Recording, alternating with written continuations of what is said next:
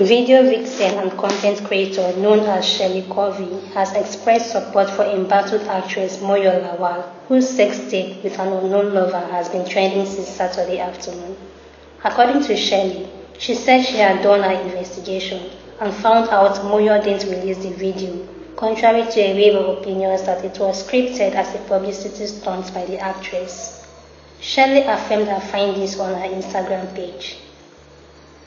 Evicted Big Brother Naija All-Stars housemate Doyin has said her mouth is responsible for her eviction. Doyin disclosed this after her eviction on Sunday. She said although she was mentally exhausted of the house, but would have loved to be a finalist. When asked about her friends in the house, she identified Cece and Alex as her friends, further stating she was unsure about Elebayi. Did Moyo Lawal have a hand in her sex tape leak?